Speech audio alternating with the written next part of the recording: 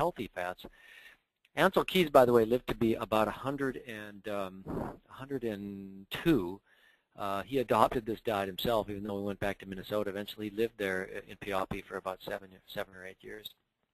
But so there's a lot.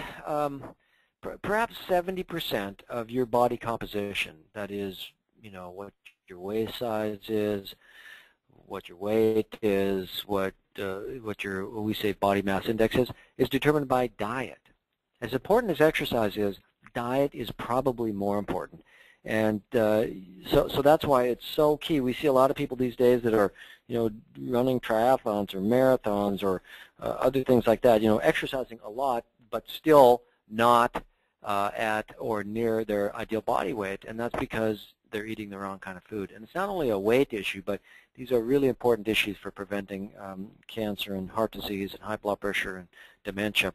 It really comes down to diet, and we can make diet pretty simple. In this book, we talk about the formula that Joan and I use. To be clear, Joan came up with this. She's a nutritionist, sees a lot of patients, but we've done a lot of clinical work with this, and we call it the 2+1 diet. And so 3 times a day, it's important to eat 3 meals a day. Breakfast is perhaps the most important meal. It doesn't have to be fancy, but you need to eat breakfast.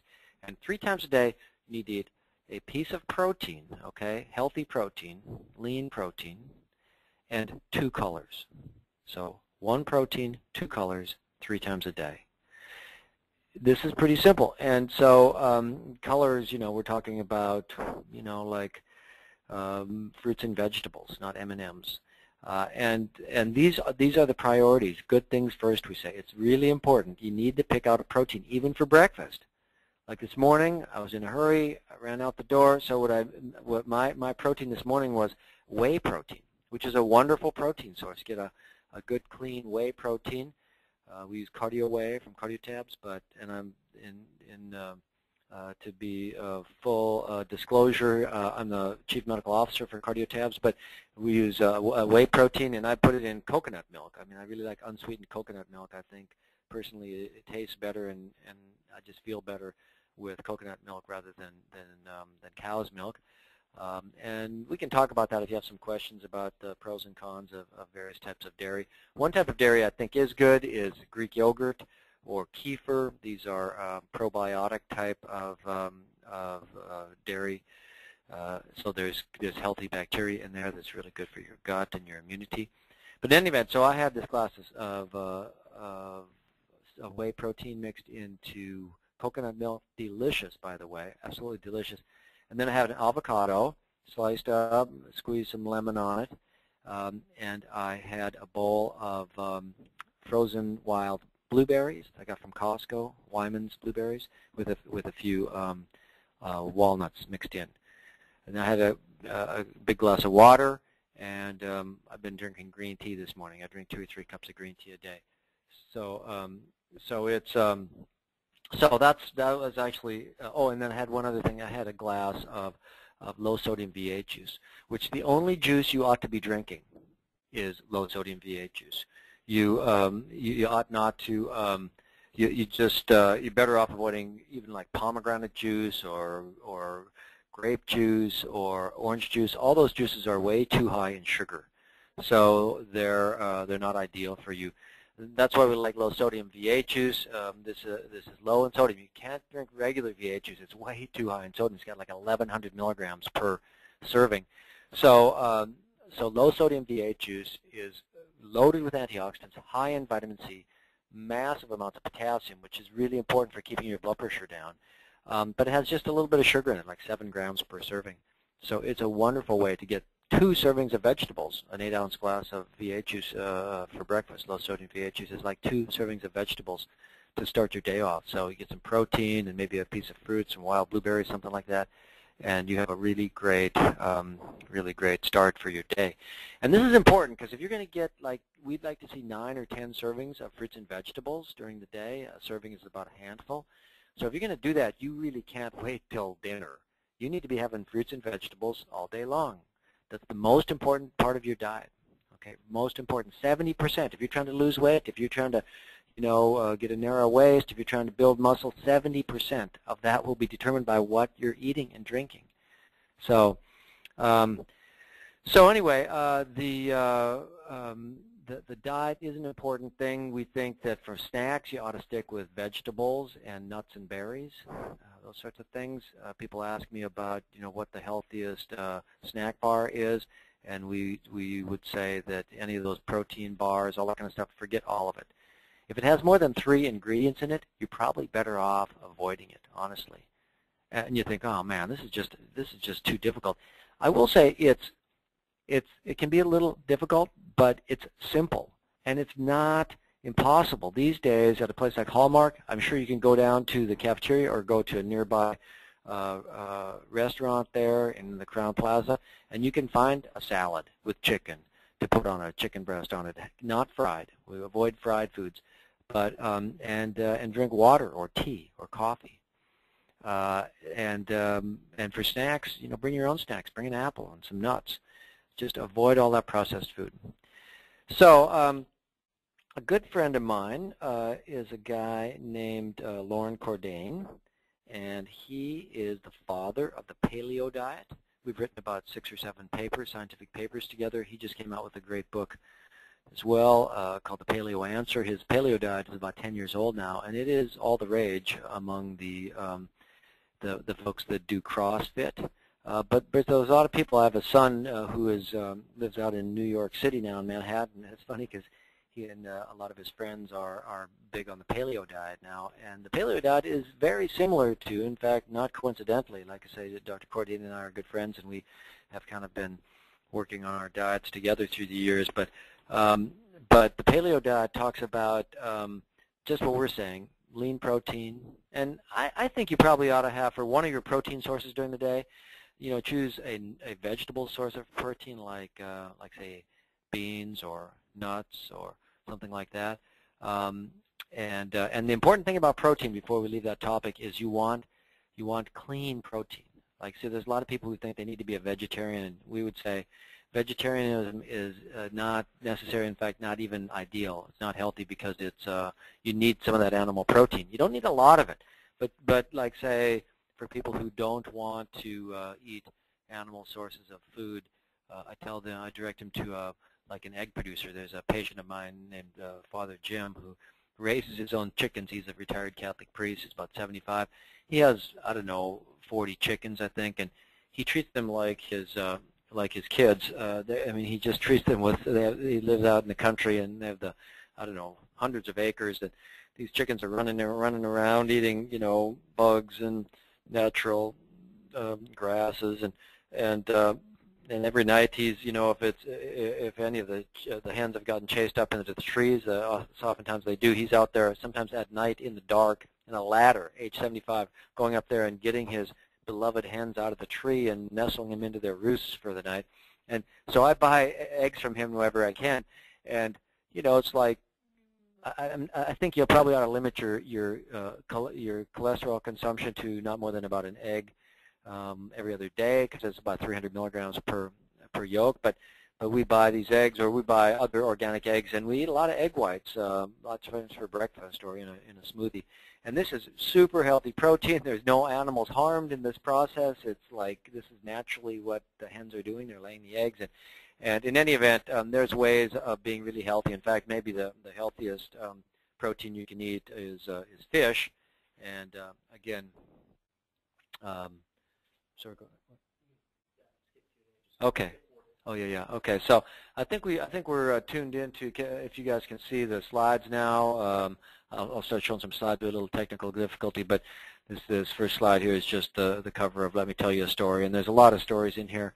So we kind of went through the Italy thing. Michelangelo's David, if David had moved to America, say 10 years ago, he might look like this. But in any event, so what Dr. Cordain focuses on is the fact that our ancestors for 2.5 million years have been foragers, hunter-gatherers, and so that's why we're talking about eating lean, fresh meat. Things like even steak is okay a couple times a week, or another type of lean red meat, but you should trim the fat and don't burn it, because when you burn meat, then you start getting carcinogens into the food. So, but you want to eat a lot of things like roots and berries and the vegetables and those sorts of things. The reason why this is so effective is I like to use the analogy or the story of a cactus that is, say, transplanted from the Sonoran Desert outside of Phoenix up to, let's say, just outside of Seattle.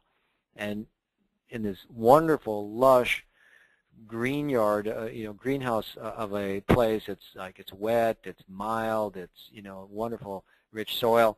But this cactus will get unhealthy. It'll start getting weak and sickly, and you might keep it alive with a lot of supplements and grow lights and all sorts of special sort of supplements, but all you really need to do is move that weak and sickly cactus back to the environment for which it's adapted, and it will thrive. Nothing will make an organism, plant or animal, thrive better than immersing it in the conditions for which it is genetically adapted. Okay? It's hard to imagine. You might think, I grew up eating donuts and Coke for breakfast. This is what I'm used to. But it's absolutely not the case. It's like thinking if you dye your hair blonde, throughout your early adult life and then get married and decide to have kids, you're sort of surprised that you don't have blonde kids. It's like genes don't work that way. Your genes are hardwired in your system, and our genes, even though we're living in a very different environment, are still designed to function optimally in that wild environment. And so that's why the vegetables and fruits and the lean protein and some daily outdoor activity and some sunshine and water, and these are the conditions for which we are genetically adapted. And there is no substitute for sort of adopting those conditions again. If you don't do that, you can be on a lot of medications and we can kind of keep you alive, but you will not thrive unless you really embrace your ancient genetic ancestry and eat the way our ancient ancestors ate. So, Harry Truman, one of the hometown heroes, actually, he's been steadily climbing up the ranks of the rankings of all-time best presidents. He's in the top 5 now.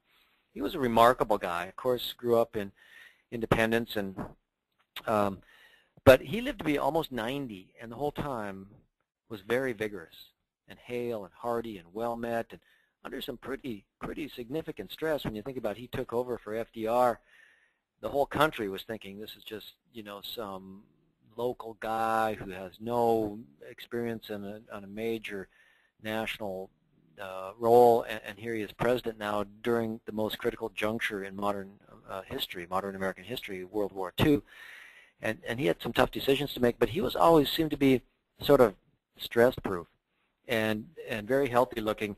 So a reporter back in like 1955 asked him, Mr. President, what's your secret? He said, well, I eat no bread, no butter, no sugar, no sweets. For breakfast, I have 1 egg, 1 strip of bacon, a glass of skim milk. For lunch, he has fish, spinach, and other non-fattening vegetables. So a non-fattening vegetable would be basically anything but potatoes. Maybe not corn either, and fruit for dessert. And then for dinner, he has a small steak, 2 non-fattening vegetables, and some ice orange, is basically like a sherbet type thing. And so he says, I maintain my waist and wear suits I bought in 1935, 20 years ago. So this guy, how did this guy figure this out? I mean, he absolutely nailed what we're talking about. Protein, 2 colors, 3 times a day. There's no grains in there, okay? You don't need grains. You're not really designed for grains. I know they taste great, but whole wheat, even whole wheat, it's so genetically modified that even a slice of whole wheat bread will spike your glucose higher than a Snickers bar or 2 tablespoons of sugar, which aren't good either, obviously. And not to say that whole wheat bread is as bad as a Snickers bar, but the effect it has on your glucose is as bad. And that's why grains are really not ideal. So anyway, how Harry figured this out, I think, is the same way my mother-in-law figured it out, is that if you pay close attention to how you feel, you can actually feel you can feel better. You don't have to wait till you're 90 to figure out this is the right diet. You'll feel better in just a few minutes after eating, or at least an hour or two after eating such a diet, because you don't get these spikes in glucose. So the hunter-gatherer diet, that we would call it, or maybe the Forever Young diet, as with our previous book, is basically, as I mentioned, lean protein, 2 colors, avoid junk food, mostly non-caloric beverages. So speaking of beverages, this is a picture of my grandmother, Alice, when she was a young lady. This would have been, she was a flapper back in the mid-1920s. But anyway, her defining health habit. So she lived to be 94, never took any medications, died in her sleep at age 94. She's sort of a sharp, happy, remarkably resilient lady all her life. So she was French, and she grew up drinking a lot of green tea. She would drink green tea all day long, several cups of green tea during the day. At night she'd have 1 glass of red wine, and she'd have 1 aspirin a day, 1 or 2 aspirins a day for her rheumatism, she called it. But anyway, I really think that part of the fact that she enjoyed such robust longevity is these habits, and particularly green tea, as it turns out, is a wonderful beverage. It's full of antioxidants. It has a little bit of caffeine in it, but it has something really great in it called L-theanine. This is an amino acid that's a unique compound. I'm not sure there's anything else like it in pharmacology, either prescription drugs or nature.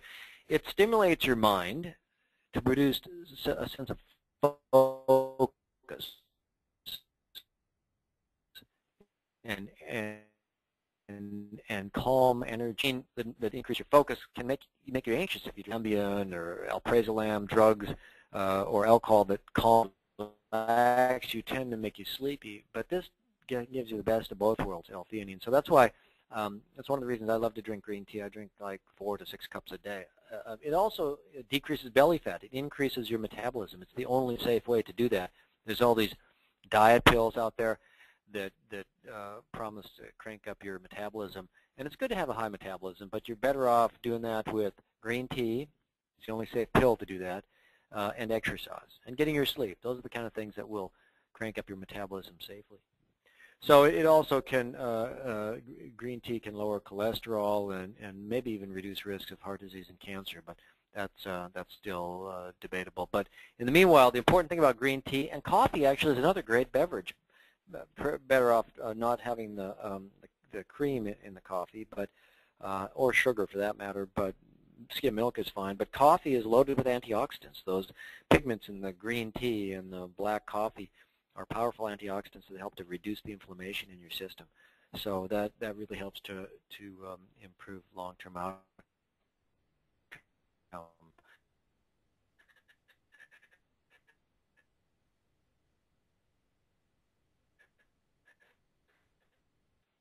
So, this is on the rise for the last 100 years.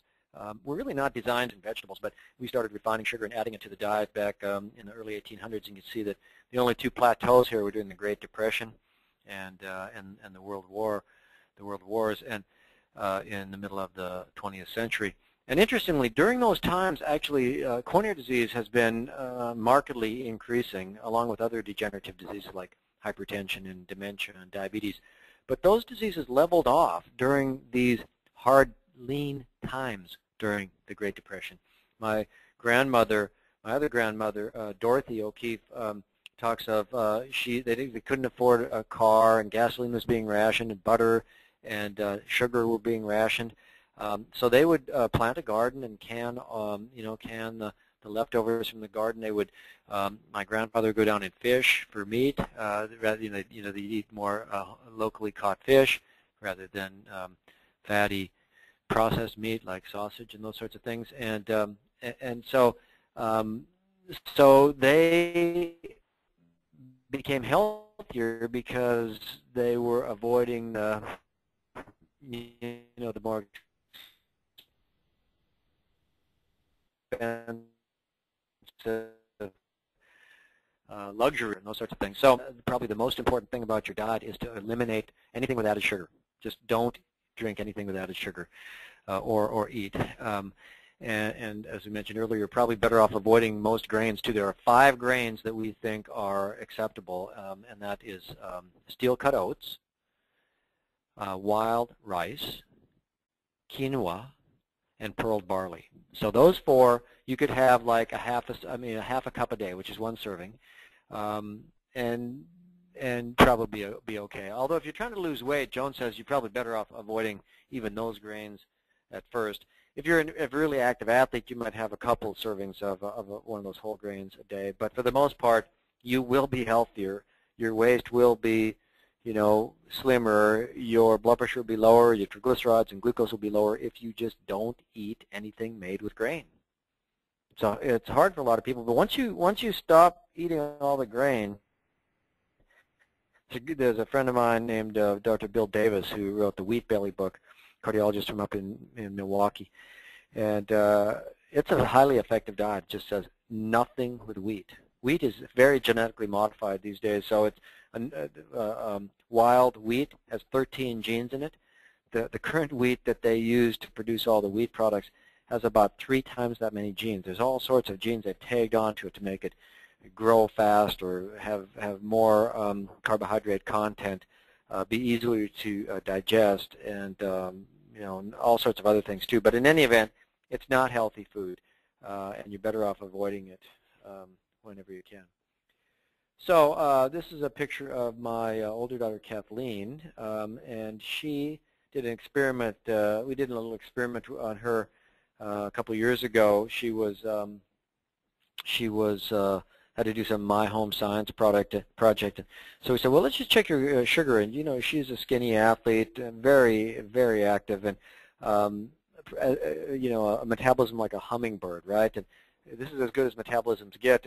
And so Joan made her a typical O'Keefe breakfast. I think she had scrambled eggs and some berries on the side, a glass of skim milk, and it was mixed berries. So the 2 colors were blueberries and strawberries. 450 calories. Her sugar went from 79 to 80 90 minutes later. Virtually didn't budge.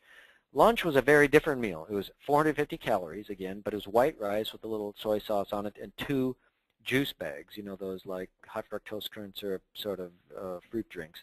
450 calories absorbed immediately. Her glucose went from 75 to 125. A normal adult, not to mention someone who's overweight, would have gone even much higher than the 50 points. And those spikes in glucose cause all sorts of problems. For dinner, we had more of a O'Keefe meals like salmon, again, with spinach salad dressed with extra virgin olive oil and lemon juice, and had broccoli and again some berries for dessert, and her glucose again didn't budge. It was 80 before and 80 after. The key is when you can keep your sugar down. That's the same way that Harry Truman did. By eating that kind of food, you don't get spikes in glucose and triglycerides, and you don't get the inflammation, and the inflammation has caused all the trouble. When you eat a meal like this, McDonald's meal, it's like 1,500 calories, causes huge spikes in glucose and fats, which causes all sorts of problems. I'm not going to go into the biochemistry, but suffice it to say that it's kind of like burning wood on a fire. There's smoke that comes off when you burn calories from sugar and fats.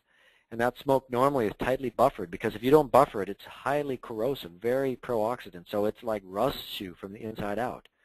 It causes heart disease, cancer, premature aging, all sorts of problems. That smoke is really, really toxic. So the way to prevent the smoke is just trickle the fuel onto the fire, into your system, into your metabolism. And the way you do that, fresh, whole produce, fruits and vegetables, nuts, berries, fish, chicken breast, whey protein, egg whites, non-caloric beverages, coffee, tea. It's really, really important. It's so important. So this is just a picture of about 800 calories of sugar, which is what the typical American consumes. Not 800, I'm sorry, 600 calories. A typical American consumes about 600 calories of sugar a day. If you're going to eat that as strawberries, is that what it would look like? So you can have sugar, but get it from things like natural whole fruits. Nuts are really helpful. If you have a handful of nuts with food, it helps to really blunt that post-meal spike in glucose. Whey protein, we already talked about that. That's another way to keep the smoke down. So people get confused about where the problems come from in the diet. So the agents of disease these days, okay, are this list: excess calories, the #1 problem. You're eating too many calories. It tastes good, it's cheap, it's addictive. The more you eat of things like wheat, white sugar, French fries, chicken McNuggets, candy bars, chocolate for that matter. Chocolate has some redeeming factors, but these are foods that cause the spike in glucose and then causes a spike in insulin, and it makes you hungry. You're hungry all the time. And if you're hungry, you are going to be in trouble because there's food everywhere all the time: cookies, pastries, donuts, everything, all the time. You have to not be hungry. And so the way you're not hungry is you eat the food for which you're designed. You eat fruits and vegetables, you eat lean protein, you eat nuts, you drink coffee and tea and water and sparkling water. That's a good point. A lot of people, drink pop, soda, Coke, all that kind of stuff, even if it's artificially sweetened. Very bad for you. Increases risk of diabetes, obesity, all sorts of problems. On the other hand, part of the addictive nature of soda, of pop, of Coke, is the burn from the bubbles, like a burn from jalapeno peppers. And around our house, we go through like a case of LaCroix, unsweetened but flavored sparkling water. It has nothing but natural flavor in it and bubbles, injected CO2 bubbles in it. And it is quite addictive, and it's a perfectly healthy beverage. It's basically the same as water. So think about finding some, like there's a bunch of them. Pellegrino is unflavored, Perrier generally unflavored, but you can find these flavored sparkling waters. Canada Dry makes some that we are big fans of. So other things like wheat and sugar we talked about, tobacco obviously highly dangerous to your health. One important breakthrough recently about tobacco is that I just had a patient recently who had several problems, one after the other, with heart disease, and the only problem we couldn't solve was the fact that she was continuing to smoke a pack a day. She tried Chantix, she tried Wellbutrin, she tried nicotine patches and nicotine gum, and nothing worked. And we were about ready to give up. I mean, it was literally killing her, the smoking. And so I suggested she get on electronic cigarettes, because there's just a couple studies in the last 6 months that showed that electronic cigarettes, which is basically nicotine in water and then vaporized when you suck on this electronic cigarette, vaporizes the nicotine and you suck it into your lungs. When you take an inhale smoke from tobacco, the nicotine in the smoke starts lighting up the receptors in your brain 7 seconds later, as fast or faster than if you had injected a drug in your vein. So that's one of the reasons it's so addictive, tobacco. Well, it turns out that nicotine itself, like from an electronic cigarette, will give you the same spike and light up those receptors in your brain, the nicotine receptors, right after you inhale a puff from it. But it's non-toxic. It doesn't hurt your heart. It doesn't cause cancer. So the nicotine is benign, kind of like the caffeine in coffee and tea. It's benign. It's a chemical that's highly active in your brain, but it's benign in and of itself. It's the other literally 4,000 chemicals in burning tobacco smoke that will cause the cancer and the heart disease. So I got her on this electronic cigarette, and she basically got off of it and has done really well since then. So so excess alcohol is another common source of problems, and we'll talk about that in a few minutes. But that's an issue that small amounts of alcohol are actually good for you. Processed foods are probably the #1 thing to keep in mind, and the wrong kind of fats, like deep fried foods or really fatty beef. You want to try to go for lean food from that regard. But a lot of people mistake dietary fats as being evil, but in fact things like nuts, which are high in fat, are really good for you. You have to be careful because they're high in calories, but a handful of nuts are good for most people. If you're an athlete and burning a lot of calories, this is a really great way to get calories into your diet. Animal foods are commonly thought of as villains, and certainly bacon and sausage and really fatty, deep-fried meats, these are among the worst food that you can eat. But on the other hand, lean animal protein, like we've been talking about, fish or skinless chicken breasts or scallops or shrimp or whey protein, egg whites, these are among the healthiest things you can eat. And dietary cholesterol, again, is not the big problem. Don't tend to raise your cholesterol that much. So I'm not a big fan of eating more than, like, say, one yolk every other day, because that's got 300 milligrams of cholesterol per yolk. But things like shrimp or other shellfish tend to be high in cholesterol, but are still good for you in general. So that's a healthy meal: salmon with avocados and onions and salsa on the top with a little extra virgin olive oil. And on the other hand, bagels, even if they're whole wheat, just think of these as absolutely unhealthy food. Among kale, probably the healthiest vegetable. We eat kale salad all the time around our house. You want to try to get some sulfur-containing vegetables in your diet, and brightly colored vegetables and fruits like peppers, bell peppers, and carrots, and beets, and red cabbage, and berries, and peaches. And berries are the healthiest fruits, head and shoulders, though. There's no question about it. Berries, you should eat berries every day. Blackberries, blueberries. Blueberries are in particular really good for your brain, help to keep your mind sharp. One of my patients and friends is a 90-year-old guy named Charles. He's a brilliant, absolutely brilliant guy. Graduated from MIT and worked on the Manhattan Project about back in the 40s when they're developing the atomic bomb. He's 90. He still walks every day. He's very healthy. He eats about a pint of blueberries a day. And while he's eating his breakfast, he's often reading the latest theoretical textbooks on mathematics and astrophysics. The guy's absolutely as brilliant as he ever was. And I'm sure his daily exercise and his habit of eating blueberries, he also eats just the way we're talking about, really, really healthy food. It also, a diet like this will help to prevent the leading cause of blindness, macular degeneration. If you eat, I think it's two to three servings or more a day of green leafy vegetables, it will reduce your risk of macular degeneration by 90%. I mean, it virtually eliminates it. People don't realize diet, the power of diet is just amazing for preventing these common diseases.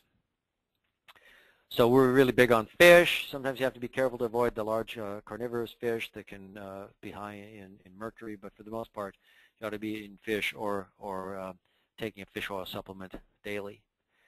So this is our version of My Healthy Plate. We think you ought to be getting one serving of protein, at least 2 colors, if not 3. And we kind of covered the other issues there. Daily exercise is important as well. A couple words about nutrients. We think the most important 2 nutrients. My mother grew up in northern Minnesota, where I did, and North Dakota, northern Minnesota, right near the Canadian border. She was a sickly little girl until her father, who immigrated from Norway, started giving her cod liver oil. Nasty tasting stuff, but then suddenly she stopped getting the pneumonias and all the flus and whatnot, and so it turns out that cod liver oil and fish oil in general has been part of the Norwegian culture for hundreds of years. They figured out in the months that have an R in them, that is any month that's not May, June, July, August, all those other months, they needed to take cod liver oil to stay healthy. And cod liver oil has vitamin D and omega-3 in it. And those are the 2 supplements that most of us need. We go over to Norway regularly because in Cardiotabs we work with these producers who we believe are better at purifying and processing fish oil than anybody in the world. This is up in the fjord region of Norway. That's us out there with some of our friends kayaking in the Geiranger Fjord.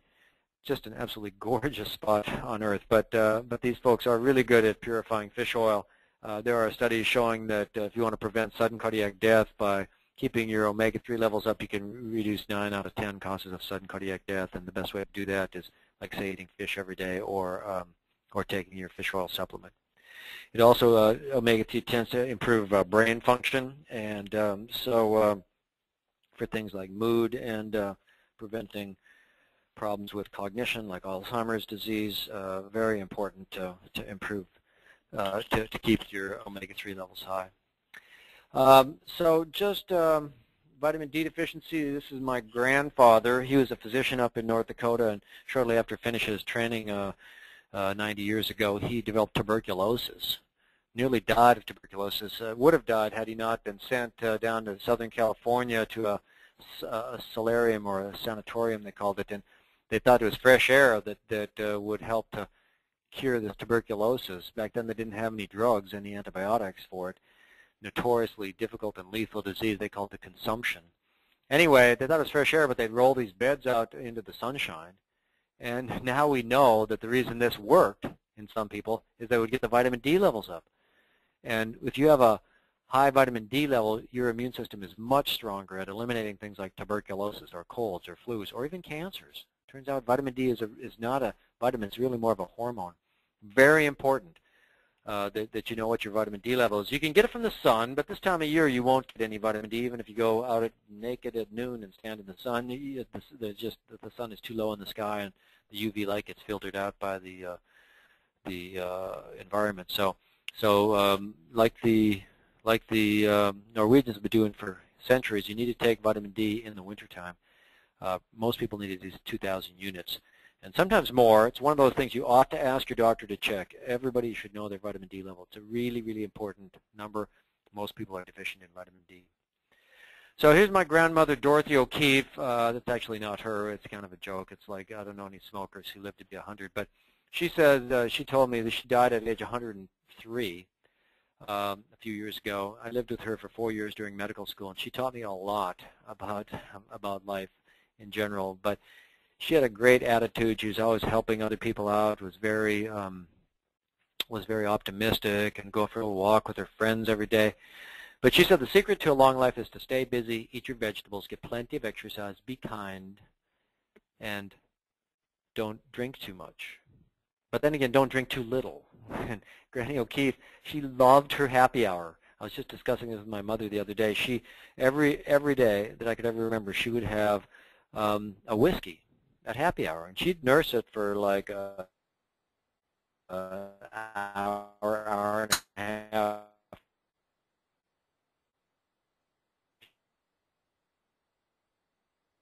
She'd always get together with family or friends and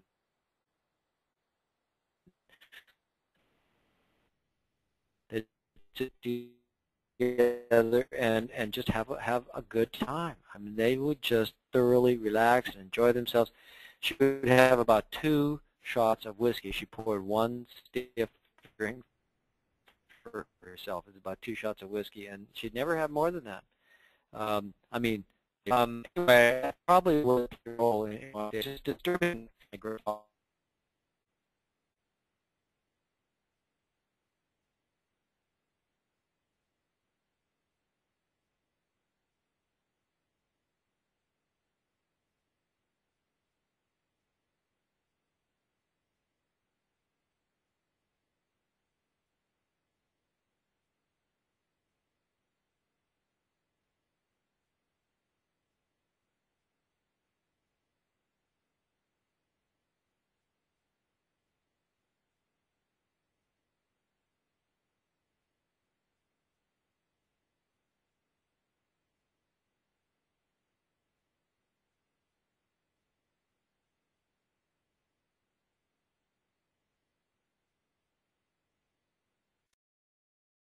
Of exercise, and we don't really have time to get into that, but exercise is among the very most important things you need to do each day, but we think it's probably best done in moderation, which is probably not more than an hour of intense exercise per day is probably about right.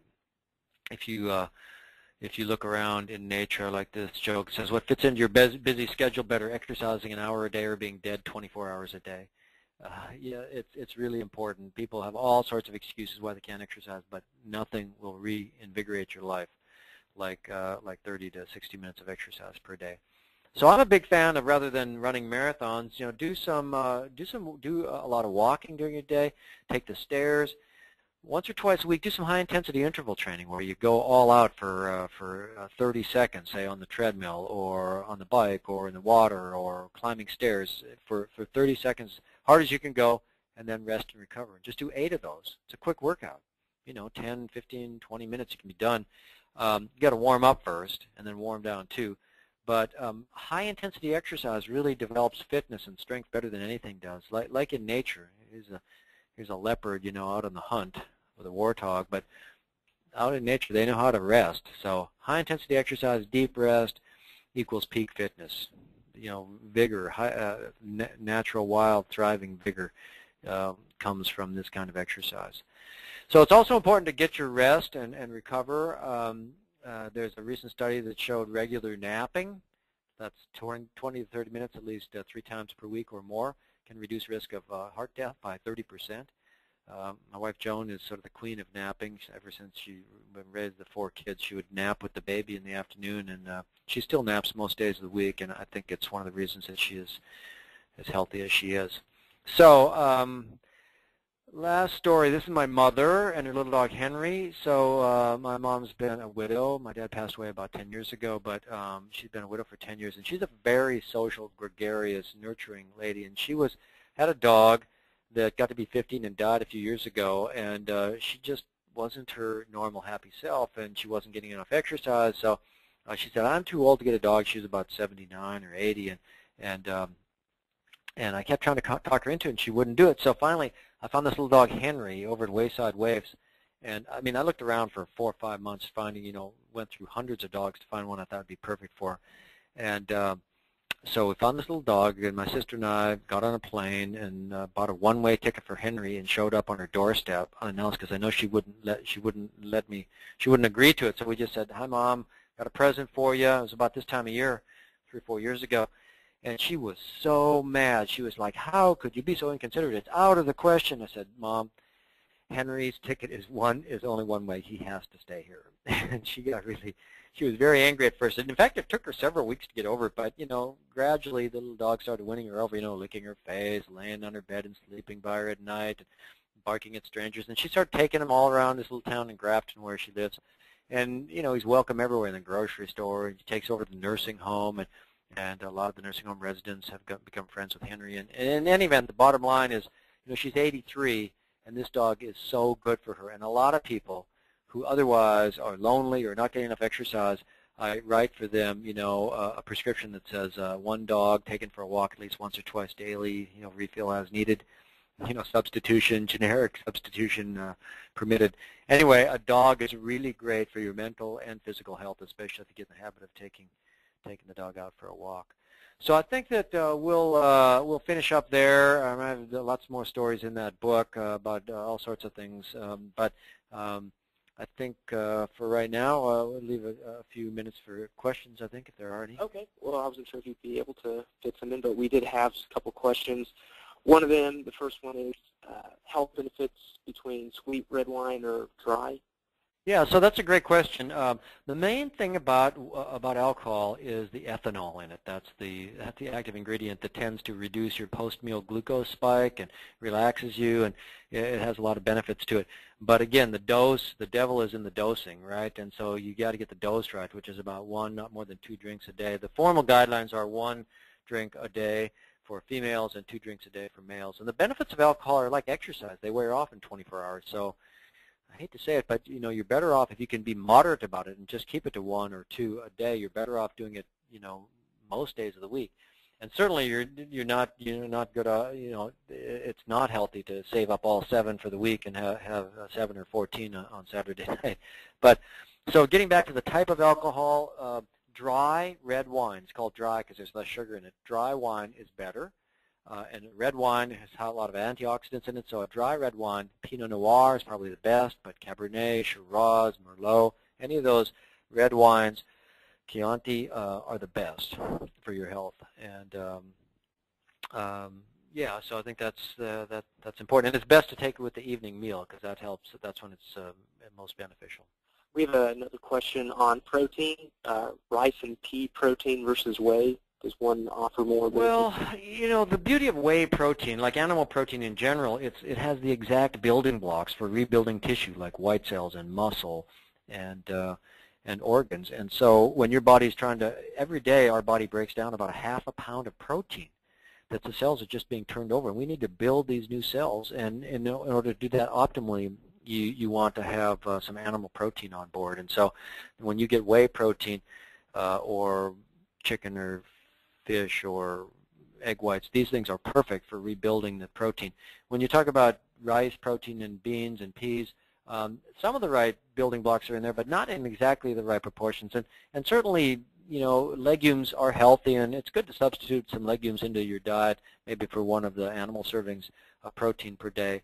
But I wouldn't rely on it solely for a source of protein. And the last question we have time for is, if for women over 50, what would be the vitamins you'd recommend for them? For most women over 50, I would recommend vitamin D and omega-3, and maybe a multivitamin. I don't recommend calcium. You're better off getting your calcium from your diet, because calcium in the form of a supplement seems to promote atherosclerosis. So anyway, well, thanks so much for your attention, and thanks, Aaron, for moderating this, and we appreciate your attendance today. And for all the questions that we didn't have time to, I will get with Dr. Keefe afterwards and try to address them. And in case you aren't aware, there is a 15% off discount for all Hallmark employees.